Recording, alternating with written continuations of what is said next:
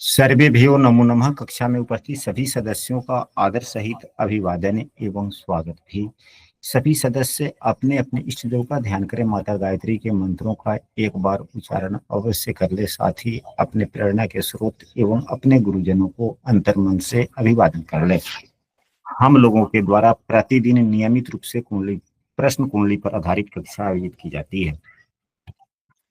आज की कक्षा में हम लोग प्रश्न कुंडली से यह समझने का प्रयास करेंगे कि घर से बाहर गए व्यक्ति कब तक वापस आ सकता है या संभावनाएं हैं।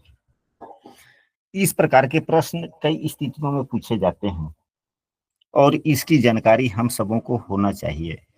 कभी कभी कुछ घर में वाद विवाद हो जाती है, मनमुटाव आपस में हो जाता है और घर से व्यक्ति बगैर कुछ कहे घर से चला जाता है नाराज होकर के। फिर वह कुछ दिनों तक अपने किसी रिश्तेदार के पास में रह जाता है या कहीं जाकर काम करने लगता है। कभी कभी तो ऐसी स्थितियां होती है कि व्यक्ति 2-4 दिन में अपने आप स्वतः वापस आ जाता है। कभी कभी स्थितियां ऐसी होती है कि वह कहीं बाहर जाकर के घर से वैसे निकला और जाकर के कहीं बाहर काम करने लगता है, साल भर 6 महीने के बाद आता है। कभी कभी तो ऐसी होता है कि गुस्सा में गया है तो फोन फान भी नहीं करता आज के जमाने के अनुसार। हालांकि जब यह ज्योतिष की पुस्तक बनी या लिखा गया या ऋषियों ने इसका हम लोगों के लिए जो पुस्तक का निर्माण हुआ उससे पहले तो संचार व्यवस्था थी ही नहीं, फोन था ही नहीं, चिट्ठी चपाटी भी कम ही थे, संदेशों का आदान प्रदान नहीं होता था, तो लोग ज्योतिषी से ज्यादा पूछते थे। तो इन सभी बातों का ज्ञान हम सबों को भी होना चाहिए। आए दिन शायद ही ऐसा महीना 2 महीना ऐसा व्यतीत होता है जिसमें अगल बगल के कोई व्यक्ति बगैर कहे सुने कहीं चले ना जाए। चले जाते हैं कि नहीं चले जाते हैं? चले जाते हैं। चले जाते हैं। तो इसको हम लोग प्रश्न कुंडली से कैसे देखें, इसी विषय वस्तु पर आज की कक्षा होने वाली है। यदि कक्षा आपको अच्छी लगती है आप सबों को, तो इस कक्षा की वीडियो आप अपने मित्रों को भी दे सकते हैं, दे सकते हैं, ताकि इस वीडियो का ज्ञान उन्हें भी मिल सके। यदि कोई कक्षा में नया और प्रतिदिन की कक्षा में शामिल होना चाहते हैं तो स्क्रीन पर दिख रहे नंबर पर व्हाट्सएप पर कक्षा में कंटिन्यू हो सकते हैं, या इस वीडियो के डिस्क्रिप्शन में हमने अपने व्हाट्सएप समूह का लिंक भी दे दिया, वहां से भी शामिल हो सकते हैं। तो सबसे पहले यदि वापसी के लिए प्रश्न किया जा रहा हो कि जो व्यक्ति घर से बाहर चला गया है या बाहर में रह रहा हो किसी कारणवश, वह किस दिशा में गया है यह अलग प्रश्न है। किस दिशा में गया है वह अलग प्रश्न है। कब तक आएगा यह अलग प्रश्न है। शायद पूर्व की कक्षाओं में घर से गए हुए बाहर व्यक्ति किस दिशा में गया है इस पर आधारित कक्षा आयोजित हुई है कि नहीं अभी?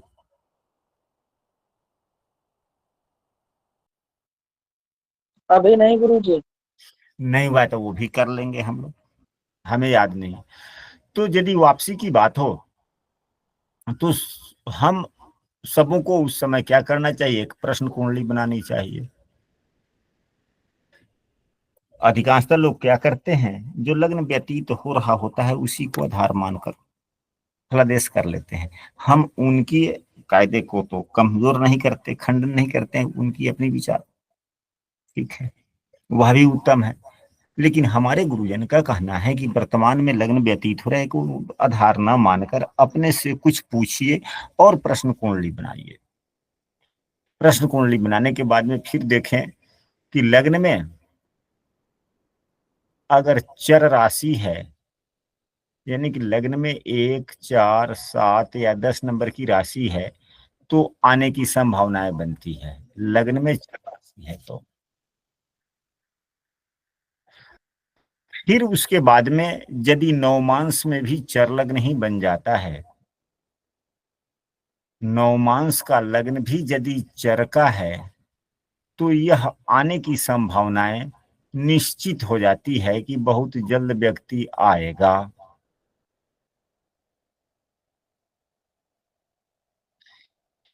अब यहाँ पर यदि दोनों चर है तो निश्चित रूप से बहुत जल्द आएगा। अगर लग्न में चर राशि है, नवमांश में चर राशि नहीं है, तो हम ऐसे कह सकते हैं कि बार बार आपको समाचार कहीं से कुछ न कुछ सूचना मिलता रहेगा कि यहाँ व्यक्ति आ जाने वाला है, लेकिन उम्मीद कम ही रखिए कि वह आएगा। अब वह व्यक्ति सकुशल है, कैसे है, नहीं है, वह अलग विषय वस्तु है। इस पर हम लोगों ने पिछली कक्षाओं में कि जो घर से व्यक्ति बाहर गया है या है, वह सुखी स्थिति में है या स्थिति उसकी कैसी है, इस पर आधारित कक्षा हुई है ना पूर्व में। हाँ हुई है। हाँ, तो वह अलग विषय वस्तु है। अगर लग्न में चर राशि नहीं है, लेकिन नवमांश में यदि चर राशि है, तो व्यक्ति के जो व्यक्ति बाहर गया है उसके बारे में कुछ खबर उबर पता ना चलेगा कि आएगा कि नहीं आएगा, लेकिन एकाएक वो आ जाएगा। अगर लग्न में भी चर है, नवमांश में भी चर है, तो पता भी चलेगा कि आ जाएगा, लोग उसके बारे में सूचना भी देंगे कि आ रहा है, और वह आ भी जाएगा। लेकिन लग्न में चर राशि है और नवमांश में चर राशि नहीं है, तो लोग बात कहते रहेंगे कि यहाँ आने वाला है, समाचार झूठे दे देंगे कि यहाँ ताकि दिलासा वगैरह होगा, लेकिन व्यक्ति के आने की संभावनाएं कम हो जाती है। तो यदि चर लग्न हो तो इससे पर जो 2-3 प्रकार की स्थितियां बनती है, यह तो स्पष्ट हो गया ना। जी गुरुदेव। अगर दोनों ही, अगर नवमांश अगर स्थिर का होता है, तो यूं समझे कि आने की संभावनाएं नहीं है। अगर नवमांश में अगर द्वि स्वभाव राशि है, तो बहुत प्रयास करने के बाद में, अगर नवमांश में एवं लग्न में भी द्वि स्वभाव राशि है, तो बहुत प्रयास करने के बाद काफी देर से यानी कि विलंब से व्यक्ति आ सकता है। तो यह तो लग्न के राशियों के आधार पर हो गया कि लग्न में कौन सी राशि है, उस आधार पर हम क्या कहें। यह पहला नियम होता है। अब इसके बाद में हम लोग चलते हैं अगले सूत्र। अगर व्यक्ति बाहर चला गया है किसी कारणवश, गुस्सा होकर के गया हो या किसी कारणवश गया हो, और आने में समस्याएं दिख रही है, तो घर का भाव कौन होता है? कुंडली में घर का भाव कौन सा भाव होता है? चौथा भाव।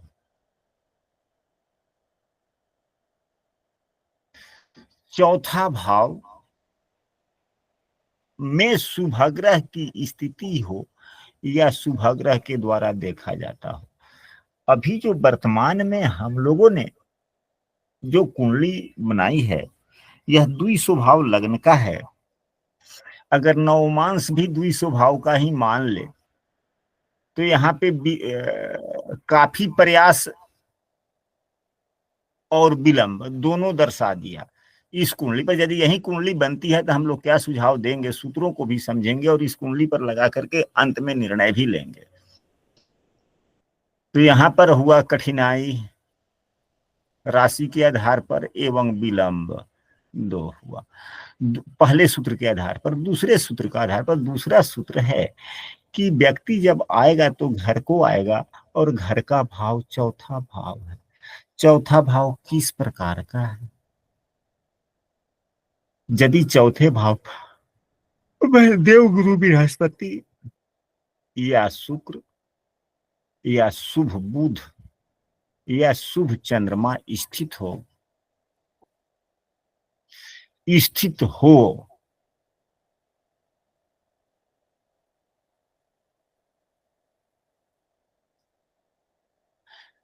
या इनकी दृष्टि हो, चौथे भाव पर इनकी स्थिति हो या दृष्टि हो, और वो भी शुभ स्थिति का। अब मान लीजिए कि यहीं पे शुक्रदेव बैठ गए, 6 नंबर की राशि हो जाए तो शुक्रदेव क्या हो जाएंगे, नीच के हो जाएंगे ना। तो क्या व्यक्ति की आने की संभावनाओं में बल मिलेगा? नहीं मिलेगा गुरुदेव। अगर यहीं देव गुरु बृहस्पति 10 नंबर की राशि में हो जाएंगे तो क्या बल मिलेगा? नहीं मिलेगा। बुध देव यहीं पे हो 12 नंबर की राशि में हो, चंद्रमा हो 8 नंबर की राशि में, यानी कि ग्रह जो है शुभ ग्रह चौथा भाव शुभ प्रभावित अच्छी स्थिति में हो। हम कहना क्या चाह रहे हैं आप सभी समझ गए होंगे कि चौथे भाव में शुभ ग्रह की स्थिति हो या शुभ ग्रह के द्वारा देखा जाता हो, परंतु कम से कम शत्रुवत या नीच की स्थिति न हो। न हो, एवं ग्रह अस्त न हो। यानी कि देवगुरु बृहस्पति ही है, शुक्र ही है, बुध है, चंद्रमा है, कोई भी है, अस्त है। तो अस्त है तो फिर उस शुभ ग्रह का क्या फल है? कोई फल है? नहीं हो। नहीं। तो इन सभी स्थितियों को देखकर फलादेश करें। यदि कोई ग्रह है तो यह फल होगा, यदि कोई ग्रह देख रहा है शुभ ग्रह तो फल होगा, यदि कोई शुभ ग्रह न देख रहा हो तो भावेश को देखेंगे। अब यहाँ पर इस उदाहरण कुंडली में देख लीजिए कौन देख रहा है, राहु, तो शुभ ग्रह कौन है? शुक्रदेव है। तो यह उच्च के होकर के बकरी हो गए, नीच के हो गए, नीच के शुभ ग्रह, नीच के ग्रह की दृष्टि हो गई, मतलब एक तो ग्रह नीच का, दूसरा नीच की दृष्टि लग्न पर हो गया, लग्न में कमजोर हो गया। लग्न कमजोर हो गया कि नहीं हो गया? हो गया। तो इस नियम से भी लग्न भी खराब हो गया। शुभ ग्रह के द्वारा, हाँ, शुक्र के द्वारा नहीं देखा जा रहा है, गुरु के द्वारा नहीं देखा जा रहा है, चंद्रमा के द्वारा नहीं देखा जा रहा है, बुध सूर्य के साथ में है, केतु के साथ में है, पापक ग्रह हो गया। हालांकि अगर पापर लेकिन देखा नहीं जाए तो चौथा भाव तो किसी भी प्रकार से शुभ प्रभावित नहीं है ना। नहीं गुरुदेव। नहीं है।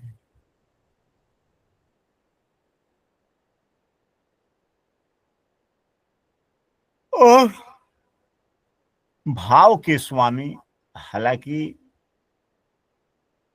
अपने शत्रु राशि में बैठे हुए हैं। देवगुरु बृहस्पति को देखिए, सूर्य चंद्रमा एवं मंगल ही मित्र हैं प्रश्न कुंडली में। हालांकि शुक्रदेव एवं गुरुदेव की शत्रुता भी मित्रता से कहीं अच्छा ही फल देता है, परंतु शुक्रदेव अच्छे होंगे तब तो गुरु का फल अच्छा हो जाएगा।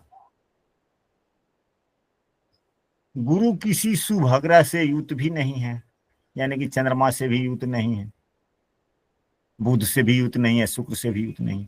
तो गुरु एक शत्रु राशि में बैठा हुआ है, और दूसरा जो इनका शत्रु है उनकी स्थिति ही ठीक नहीं है।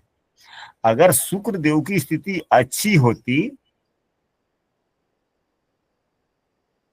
तभी तो अच्छा बात होता ना। अगर हम ही हैं या आप लोग हैं, यहाँ पे सभी विद्वान हैं, कोई भी ऐसा नहीं है जो उस पुस्तकों की भाषा न समझ सके, विद्वानों की भाषा न समझ सके, महापुरुषों की भाषा न समझ सके, सभी लोग समझने वाले हैं। अगर कोई विद्वान व्यक्ति, महापुरुष व्यक्ति जो खुद मानसिक रूप से पीड़ित हो जिस समय, उस समय क्या उनसे किसी भी प्रकार के सुझाव या उपकार का उम्मीद किया जा सकता है क्या? नहीं किया जा सकता गुरुदेव। नहीं किया जा सकता। वैसे स्थिति में महापुरुषों का क्या किया जाता है? शांति से छोड़ दिया जाता है, कुछ वार्तालाप नहीं, कुछ पूछेंगे ही नहीं, नाराज भी नहीं होंगे, क्योंकि महापुरुषों की अंतरात्मा अगर दुखता है तो वह भी ज्यादा नुकसानदायक हो जाता है। अगर कोई महापुरुष अपने अंतर मन से उद्विग्न है या पीड़ित है मानसिक रूप से, और हम अपनी बात वहां पे उनसे खोजने पूछने चले जाते हैं, तो उनका मन प्रफुल्लित होगा या मन क्लुषित होगा? क्लुषित होगा गुरुदेव। क्लुषित होगा। वहीं देव गुरु बृहस्पति भी महापुरुष हैं, शुक्र देव भी महापुरुष हैं। उदाहरण कुंडली में गुरु शुक्र की शत्रुता भी है, या वैसे साधारणतया शत्रुता तो है, प्रश्न कुंडली में भी है, एवं प्रश्न कुंडली से भी, प्रश्न कुंडली के नियमों में भी गुरुदेव शुक्र को शत्रु मानते हैं, लग्न कुंडली के भी नियमों से भी शुक्रदेव को शत्रु मानते हैं, लेकिन दोनों विद्वान हैं। तो शुक्रदेव अगर अच्छे स्थिति में होंगे तो यह शत्रुता, विद्वानों की शत्रुता भी लाभकारी हो जाती है। लेकिन एक विद्वान स्वयं अगर खराब हो तो यहाँ पे शुक्रदेव क्या हो गए, नीच के हो गए ना, जी गुरुदेव। नीच के हो गए, क्योंकि उच्च के जैसे दिख तो रहे हैं, लेकिन उच्च राशि में यदि कोई ग्रह वक्री होता है तो नीच के जैसे फल देता है, इसलिए शुक्र खराब। तो जब शुक्र खराब है तो वह गुरु को अच्छा फल नहीं देगा। यानी कि चौथे भाव का स्वामी भाग्य भाव में प्रथम दृष्टिया बैठा अच्छा है, एवं सुभग्रह की राशि में बैठा है अच्छा है, परंतु शुक्र की स्थिति अच्छी नहीं है। शुक्र किससे युक्त है? तो शुक्र शुक्र आठवें एवं तीसरे भाव के स्वामी से युक्त भी है, जिस भाव के स्वामी बुरे फल देते हैं, यानी कि अति बुरे फल प्रदाता हो गया मंगल, यहाँ पर अति अकारक हो गया। अति अकारक ग्रह की दृष्टि लग्न पर भी पड़ रही है, एवं अति अकारक ग्रह जिस ग्रह से युक्त है उसी ग्रह की राशि में चौथे भाव के स्वामी बैठे हुए। क्या चौथा भाव शुभ हुआ? नहीं ना, बिगड़ गया। बिगड़ गया। तो एक तो यह संभावना हो गया कि विलंब से प्रयास काफी करने पर विलंब। दूसरा, लग्न पर नीच की दृष्टि हो गई, यह भी आने की संभावनाओं को कमी करता है। तीसरा, चौथा भाव अशुभ हो गया। चौथे सूत्र पर चलते हैं हम। तीसरे भाव को जरूर देखें, क्योंकि तीसरा भाव जो होता है ना, तत्कालिक यात्रा का होता है, छोटा मोटा यात्रा का होता है। क्योंकि जब कोई व्यक्ति गुस्से में या नाराज होकर के जब घर से बाहर जाता है तो 98% सभी व्यक्तियों के मन में, 98-99% सभी व्यक्तियों के मन में घर वापसी के लिए मन में तरंगे उठती है कि घर चलना चाहिए। उसकी घर की याद आती है, माँ पिता पत्नी बच्चों का याद आता है, पति का याद, वो प्रेम मोहब्बत सब याद आता है। तो वह घर से चलना चाहता है, जहां है वहां से घर को जाना चाहता है।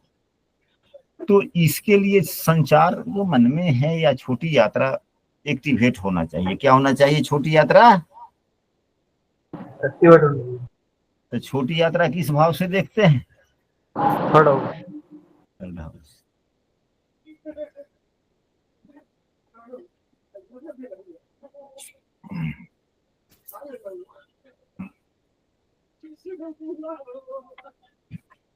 तीसरे भाव की यदि स्थिति अच्छी हो, तीसरे भाव की यदि स्थिति अच्छी हो तो व्यक्ति आना चाहता है और आ भी जाता है। परंतु यहाँ पर देखा जाए, यहाँ पर तीसरे भाव के स्वामी मंगल देव हैं, जो अपने भाव से पांचवें बैठे हुए हैं एवं शुभग्रह की राशि में बैठे हुए हैं। देव गुरु बृहस्पति की दृष्टि भी तीसरे भाव पर है।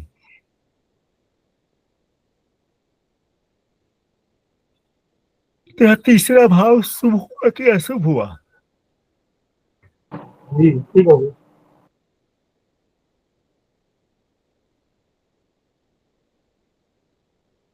कहां से शुभ हुआ? अभी कुछ क्षण पहले हम लोगों ने यह पाया है कि देव गुरु बृहस्पति यहाँ पर अच्छे फल प्रदाता नहीं बने, क्योंकि जिस राशि में है उस राशि का स्वामी नीच का है, एवं उस राशि को ये शत्रु भी मानते हैं।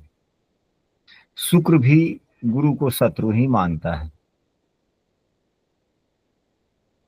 शत्रु राशि में बैठे हुए ग्रह जिसको केंद्राधिपत्य दोष है, जो शुभ गुणों को भूल चुके हैं, जब शुभ गुण को भूल ही गए तो क्या तीसरे भाव को क्या शुभ बनाएंगे? ये नीच के ग्रह की राशि में बैठे हुए हैं, अपने केंद्राधिपत्य दोष के कारण अपने शुभ गुणों को भूल गए, शुभता कमजोर हो गई। जहां पर बैठे हुए हैं वहां भी उनकी स्थिति अच्छी नहीं है। फिर जब वह देखेंगे तो ताकत होगा, बल होगा, मानसिक शांति होगी, तभी तो वह शुभ करेंगे ना तीसरे भाव को। जी गुरुदेव। मैं ये नहीं कहता कि गुरु की दृष्टि हानिकारक है, नहीं, कुछ ना कुछ तो लाभ देने का प्रयास ही कर रहे हैं, लेकिन ताकत जितना होगा उतना ही लाभ देंगे ना।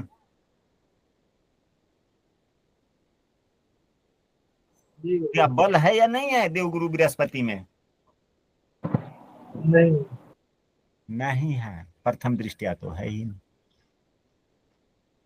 अंशात्मक गुण होने चाहिए कि गुण अच्छा देने वाला है या बुरा देने वाला है।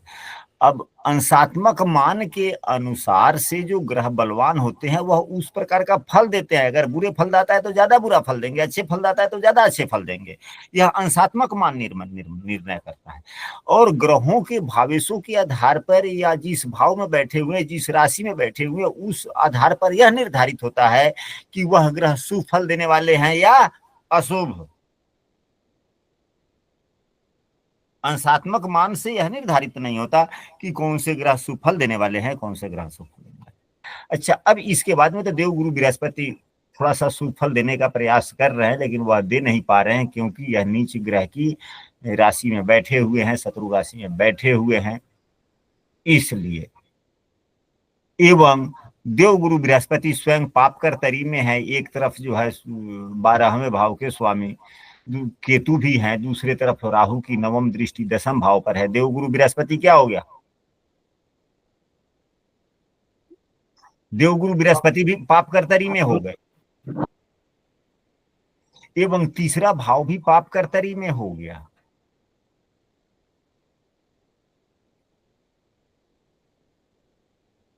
निर्णय लेने से पहले हम सबों को काफी बारीकियों तक जाना होता है। जाना होता है कि नहीं जाना होता है?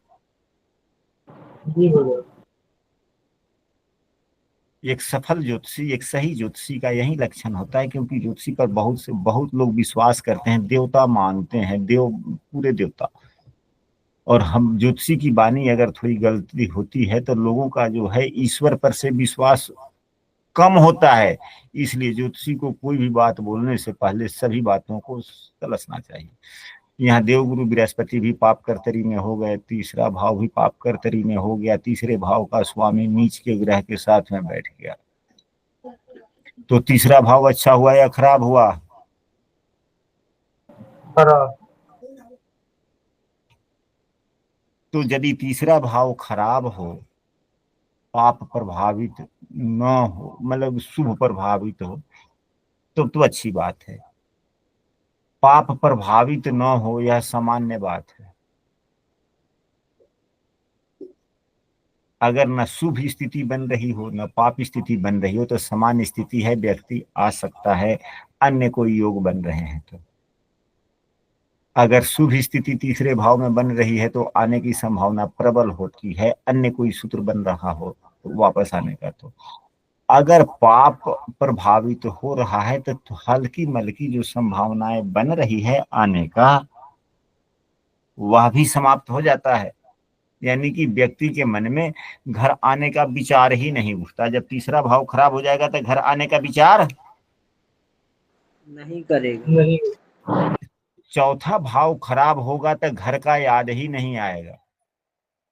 चौथे भाव पर शुभग्रह की स्थिति बनेगी, सुप्रभावित होगा तो व्यक्ति को घर की बातें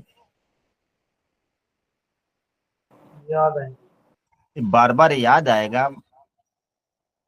और तीसरा भाव शुभ रहेगा तो घर आने के लिए मन में भावनाएं उत्पन्न होगी। तो घर आने के लिए चौथा एवं तीसरा भाव महत्वपूर्ण हो गया। महत्वपूर्ण हुआ कि नहीं हुआ? जी गुरुदेव। लेकिन लग्न की भी स्थिति शुभ होनी चाहिए। अगर चौथा तीसरा दोनों ठीक ठाक है तो लग्न की स्थिति भी शुभ होनी चाहिए। यहाँ लग्न पर मंगल की दृष्टि जो अष्टमेश भी है, बुरे फलदाता है। नीच शुक्र देव की नीच की दृष्टि है। छठे भाव के स्वामी की शनि की दृष्टि है। लग्न पूरा खराब हो गया या नहीं? बहुत खराब हो गया। यहाँ बुध देव पापग्रह का काम कर रहे हैं, हालांकि लग्नेश है। लग्नेश पापग्रह कभी नहीं होते, लेकिन सूर्य के साथ में है। बकरी भी है, तो बकरी ग्रह आगे पीछे बहुत करता है, यानी कि विचारों पर कायम रहने नहीं देता जल्दी।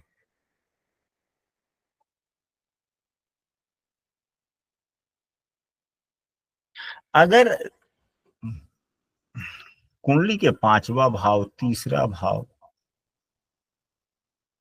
दूसरा भाव, चौथा भाव, लग्न यानी कि एक लग्न से लेकर पांचवें भाव तक अगर शुभ ग्रह कोई भी हो, खास करके देव गुरु बृहस्पति या शुक्र देव हो प्रश्न कुंडली में, और अच्छे स्थिति में हो, मजबूत स्थिति में हो, तो व्यक्ति जल्द आ जाता है, बहुत जल्द आ जाता है। यही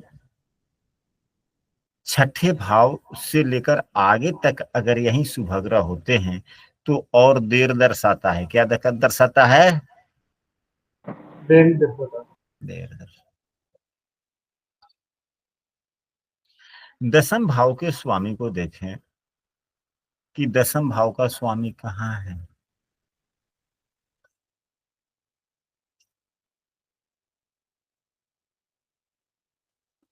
सातवां भाव भी यात्रा का है। सातवें भाव से यात्रा की समाप्ति देखी जाती है। सातवें भाव से यात्रा की समाप्ति।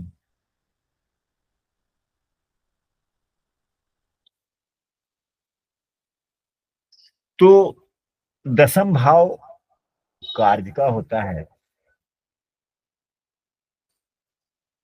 अब व्यक्ति घर से जब बाहर चलता है, निकल जाता है, चाहे घर में किसी भी प्रकार की समस्याएं हुई हो, वार्तालाप हुआ हो, मन उचट गया हो, घर से बाहर गया, तो कुछ सोच के व्यक्ति जाता है कि मैं अब जा रहा हूं तो फलाना काम करूंगा, फलाने जगह जाऊंगा ना। जब घर से निकलता है तो कुछ सोच कर ही निकलता है ना है। जी जी जी। कि अब घर पे मन नहीं लगना, चलते हैं घर से बाहर, तो कुछ ना कुछ सोचता है, सोचकर चलता है कि मैं चलूंगा तो यह करूंगा। तो यदि प्रश्न कुंडली में दशमेश को देखें कि क्या दशमेश बकरी है, अगर दशमेश बकरी होता है, चाहे किसी भी भाव में हो, दशमेश किसी भी भाव में हो और बकरी स्थिति में हो, तो व्यक्ति घर निश्चित आता है। क्या होता है? निश्चित आता है। यदि दशमेश बकरी हो, चाहे वह किसी भी भाव में हो, व्यक्ति निश्चित रूप से आता है। लेकिन जितना ही शुभ भाव में दशमेश बकरी होते हैं, उतना जल्दी व्यक्ति आता है। अगर दसम भाव के स्वामी यही बुध देव है, बुध देव सही है, बकरी स्थिति में है, लग्न में होंगे तो बहुत जल्दी व्यक्ति आएगा, या नहीं तो अगर नवम भाव में यानी कि भाग्य भाव में हो, या भाग्य भाव में हो या लाभ भाव में हो, तो बड़ा जल्दी आ जाएगा। या केंद्र भाव त्रिकोण भाव में कहीं होंगे तब व्यक्ति जल्दी आ जाएगा। यानी कि जितने शुभ भाव में होंगे उतना ही। यहाँ दसम भाव के स्वामी बुध देव बकरी है, परंतु अष्टम भाव में आने की तो निश्चितता देता है, लेकिन समय की प्रतिबद्धता नहीं बताने का है। नहीं है। समय की प्रतिबद्धता का भी निर्धारण हो जाता है, परंतु द्वादशेश के साथ में युक्त होकर वह भी प्रतिबद्धता समाप्त हो, क्योंकि 12वां भाव जो होता है, 12वां भाव किस चीज का है?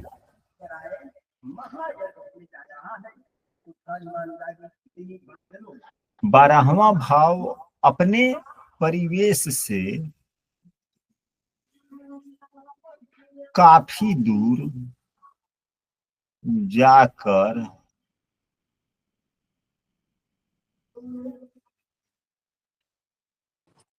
Changing culture.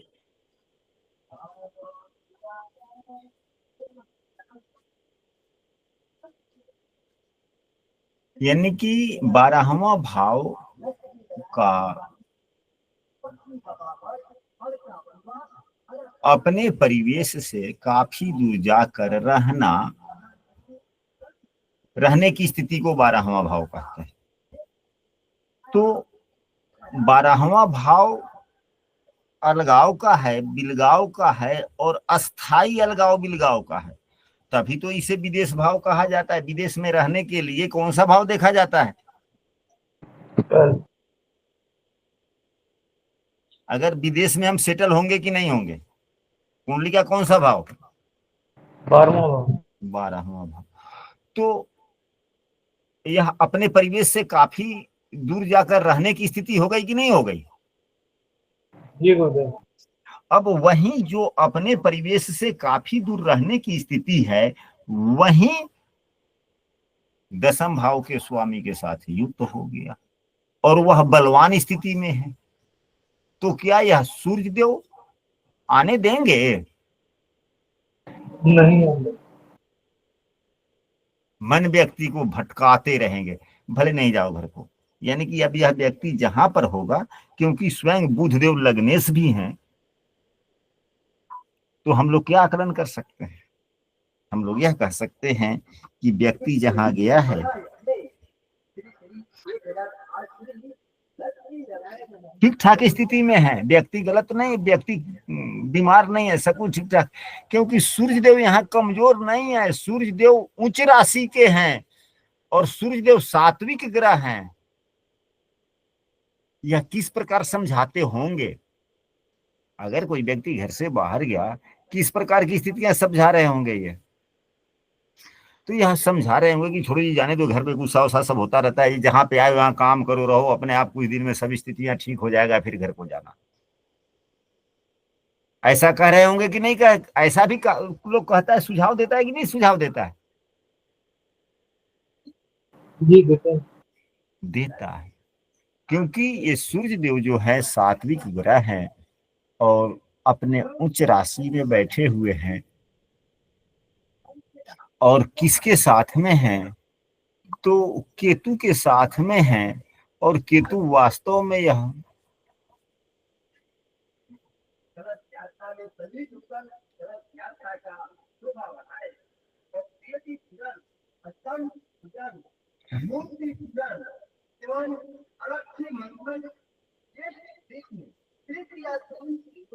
वास्तविकता पापग्रह का है, परंतु ये मोक्ष के कारक हैं और मोक्ष तब मिलता है जब अंतरात्मा सात्विकता के साथ हो।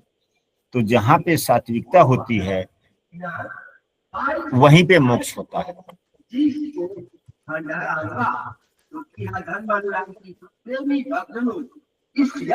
तो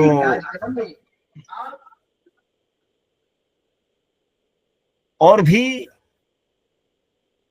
कई सूत्र बनते हैं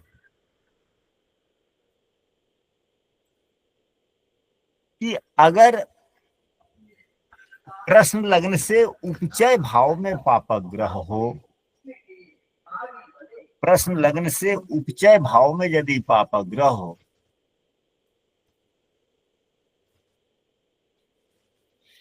तो प्रवासी बड़ा जल्दी वापस आ जाता है। अब कुंडली में पापग्रह कितने होते हैं? एक राहु, दूसरा केतु, तीसरा शनि, चौथा मंगल। कम से कम 4 तो पापग्रह है ना। और यहाँ पर सूर्य देव भी 12वें भाव के स्वामी होकर के पाप गुण वाले हो गए। अभी वर्तमान में इस कुंडली में बुधदेव भी पापग्रह का काम कर रहे हैं, क्योंकि सूर्य केतु के साथ में, एवं शनि से दृष्ट भी है। बुध भी पाप ग्रह हो गए। तो कितने पाप ग्रहों की संख्या इस कुंडली में कितनी हो गई? 1 2 3 4 5 6 पाप ग्रह हो गए। तो इस 6 पापग्रह में आधा से अधिक यानी कि 4 पापग्रह, कुंडली में जितने पापग्रह बनते हों उनमें से अधिक यानी कम से कम आधा से अधिक पापग्रह कुंडली के उपचय भाव में हों, तो प्रवासी जहां होता है वहां से, यानी कि जो घर से व्यक्ति बाहर गया है वह व्यक्ति थोड़ा जल्दी आता है या आने की मन में अभिलाषा भी जगती है और वह व्यक्ति आ भी जाता है। यह भी सूत्र इसमें नहीं लग रहा है। एक ही तो शनि देव हैं, बाद बाकी मंगल देव चौथे यहाँ पर उपचय भाव में नहीं है, बुध उपचय भाव में नहीं है, सूर्य उपचय में नहीं है, केतु उपचय में नहीं है, राहु उपचय में है, एक शनि। तो 6 में अगर एक उपचय में है, 5 उपचय में नहीं है, तो क्या यह सूत्र लगेगा? नहीं लगेगा गुरुदेव। नहीं होगा। नहीं लगेगा।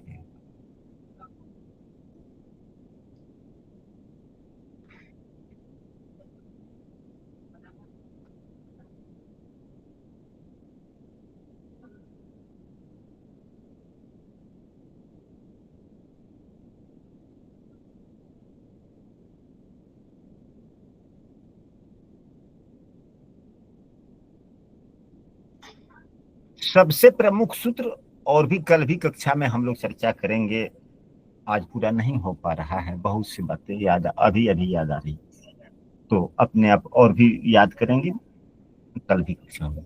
यदि लग्नेश बकरी हो, यदि लग्नेश वक्री हो,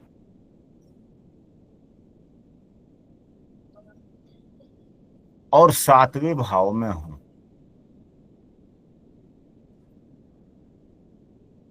यहाँ लग्नेश बकरी होकर के 8वें भाव में है ना। जी अगर लग्नेश बकरी हो करके 7वें भाव में हो तो व्यक्ति बड़ा जल्दी आता है, बहुत जल्दी, उस दिन भी, कल होकर के भी, परसों होकर के भी, यानी कि बहुत अत्यधिक जल्दी।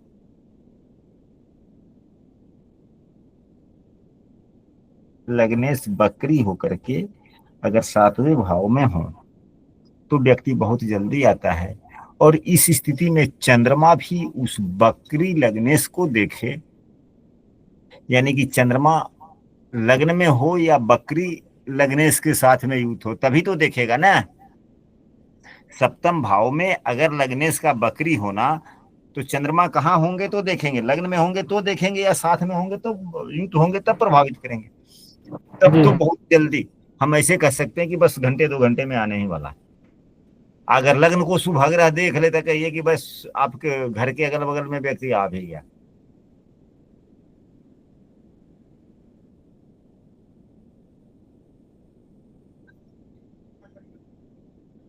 अगर इस स्थिति में लग्नेश एवं सप्तमेश का राशि परिवर्तन हो जाए, किसी प्रकार का संबंध बन जाए, और बकरी लग्नेश अगर सप्तम भाव में हो, चंद्रमा का भी संबंध बन जाए, तो सीधे कहते हैं कि दरवाजा खोल के देखिए ना, बाहर तो नहीं खड़ा है वो। हमारे कहने का मतलब समझ रहे हैं आप? बहुत ही बढ़िया सिद्धांत समझाया गुरुजी।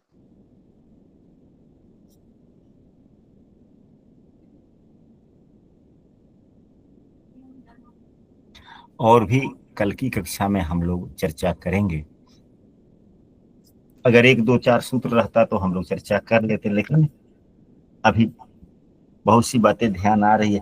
जब चर्चा चलने लगता है ना तो बातें ध्यान आने लगती है। हम बैठे हुए थे जब कक्षा करने के लिए तो कुछ भी याद नहीं था, सीधे बैठे हैं। तो फिर हमने, आप लोगों को ध्यान में आया होगा कि कक्षा शुरू करने से पहले हम वीडियो चलाकर हमने देखा है, यानी मोबाइल का आवाज आप लोगों ने सुना होगा कि हाँ वीडियो चल रही है, कि हमने क्या बोला लास्ट में। जी गुरुदेव। तो वहां से हमने देखा कि वही प्रवासी स्थिति, फिर हमने आगमन के लिए तो सिर्फ हम, फिर हमने लग्न को आधार मानकर चर्चा करना हमने शुरू किया। अपने आप बातें सब याद पड़ने लगता है कि हाँ भाई ये प्रदिश करना है।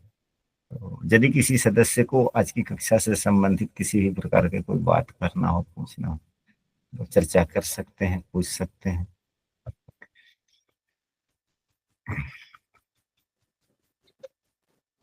गुरुजी अगर लगन में शीर्षोदय राशि होगी तभी तो होगा ना ऐसा? अब शीर्षोदय राशि और पृष्ठोदय राशि, एक फल देखिए होता क्या है, प्रश्न को समझिए कि प्रश्न क्या है। प्रश्न आप गतिशीलता के बारे में पूछ रहे हैं। आना जाना, यह गतिशीलता वाली स्थिति है। गतिशीलता वाली स्थिति है कि नहीं है? जी गुरुजी। तो फिर जब गतिशीलता वाली स्थिति है तो राशियों की गतिशीलता वाली स्थिति को आधार मानकर हम सभी को फलादेश करना चाहिए।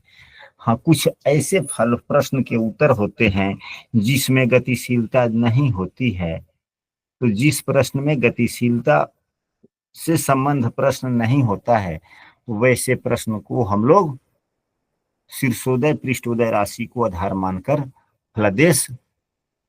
अच्छा, जैसे खोया पाया। और कोई सदस्य कुछ बोलना चाहे तो बोल सकते हैं।